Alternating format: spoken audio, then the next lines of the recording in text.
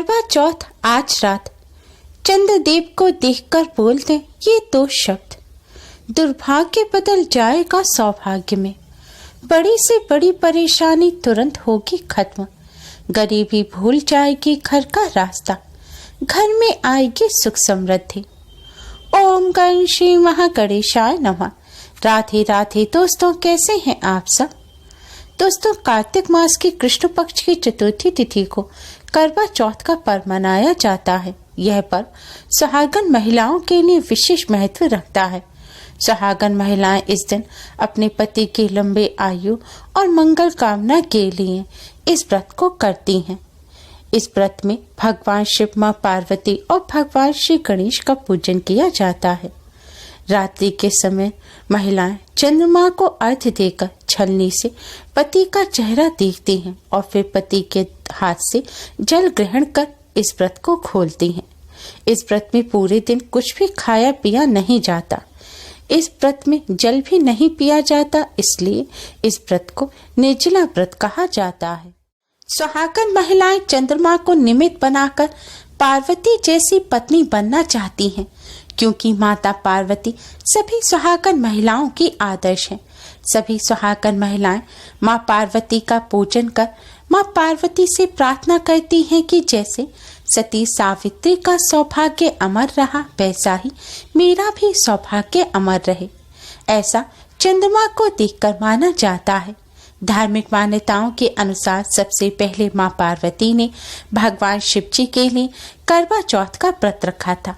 इस व्रत के प्रभाव से ही मां पार्वती को अखंड सौभाग्य का वरदान प्राप्त हुआ था। इसलिए करवा चौथ के दिन भगवान शिव, मां पार्वती और चौथ माता का पूजन किया जाता है। महाभारत काल में कथा मिलती है कि भगवान कृष्ण के कहने पर द्रौपदी ने भी पांडवों के लिए इस व्रत को किया था। करवा चौथ का व्रत चंद्रदेव के पूजन के बिना अधूरा है। आज की इस वीडियो में हम आपको एक बहुत ही चमत्कारी मंत्र के बारे में बताने जा रहे हैं। अगर इस मंत्र को आप करवा चौथ की रात पर चंद्रदेव को देखकर बोल देती हैं, तो इससे आपकी किस्मत चमक जाएगी, दुर्भाग्य सौभाग्य में बदल जाएगा, दाम्पत्य जीवन सुखमय बनेगा, पति पत्नी में जो भी अनबन परेशानियां चल रही होंगी वह भी दूर हो जाएगी। इसके साथ ही घर में दरिद्रता और गरीबी कभी नहीं आएगी। करवा चौथ पे व्रत का पूजन संध्या काल के समय किया जाता है। इस बार व्रत पूजन का शुभ मुहूर्त है आज शाम 6:55 से रात 8:51 पर और चंद्र उदय का समय है रात 8:11 तक। इस बार महिलाओं को देर रात्रि तक चंद्रमा का इंतजार नहीं करना पड़ेगा। साथ ही इस बार का करवा चौथ बहुत ही शुभ संयोग में आया है। इस बार करवा चौथ रविवार पर है। ऐसे में आपको भगवान सूर्य की भी कृपा प्राप्त होगी। साथ ही इस बार करवा चौथ पर पूजन के समय रोहिणी नक्षत्र भी बन रहा है, जिससे इस बार का करवा चौथ अखंड सौभाग्य का वरदान देने वाला होगा। रोहिणी नक्षत्र में चंद्रदेव का पूजन करने से चंद्रदेव की असीम कृपा प्राप्त होती है और चंद्रदेव अति शीघ्र ही प्रसन्न हो जाते हैं। जैसा कि आप सभी जानते हैं कि चंद्रदेव के पूजन के बिना करवा चौथ का व्रत और पूजन अधूरा रहता है। शास्त्रों के अनुसार चंद्रमा औषधियों के स्वामी है। चंद्रमा मन के कारक है। चंद्र पूजन से दीर्घ आयु, पति पत्नी के प्रेम में वृद्धि होती है। चंद्रमा मन के कारक ग्रह हैं और स्त्रियों का मन सबसे अधिक चंचल होता है। चंद्रदेव का पूजन करने से मन की चंचलता भी खत्म हो जाती है। साथ ही चंद्रदेव का आशीर्वाद भी प्राप्त होता है। चंद्रदेव के आशीर्वाद से वैवाहिक जीवन सुखमय बनता है और पति पत्नी में जो भी समस्या चल रही होती है वह भी दूर हो जाती है। चंद्रदेव की कृपा से दीर्घ आयु की प्राप्ति होती है। शास्त्रों के अनुसार चंद्रदेव को अर्घ्य देते समय ध्यान रखें, पानी में थोड़ा सा दूध अवश्य ही मिला लेना चाहिए। ऐसा करने से मन में से सभी नकारात्मक विचार, असुरक्षा की भावना, पति के स्वास्थ्य की चिंता और दुर्भावना भी खत्म हो जाती है। साथ ही कुंडली में चंद्रमा की स्थिति भी मजबूत हो जाती है। सकारात्मक ऊर्जा में वृद्धि होती है और पति को हर क्षेत्र में सफलता मिलती है। इसलिए आप भी चंद्रदेव को अर्घ्य देने से पहले जल में थोड़ा सा कच्चा दूध अवश्य ही डाल लें। कच्चा दूध ना हो तो आप सादा दूध या फिर उबला हुआ दूध भी मिला सकती हैं। लेकिन ध्यान रखें, आपको जल में दूध इतना मिलाना है कि जल सफेद रंग का हो जाए, क्योंकि सफेद रंग चंद्रदेव को अत्यधिक प्रिय है। चंद्रदेव का पूजन करने से पहले आप संध्या काल के समय चौथ माता माँ पार्वती का पूजन अवश्य करें।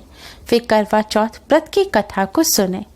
करवा चौथ व्रत कथा भगवान श्री गणेश की कथा के बिना अधूरी होती है, इसलिए आप पहले भगवान श्री गणेश की कथा सुने और फिर करवा चौथ व्रत की कथा सुने।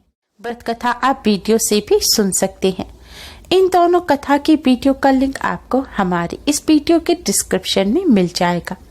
कथा सुनने के पश्चात पूजन पूर्ण होने के बाद आप चंद्रदेव का पूजन करें।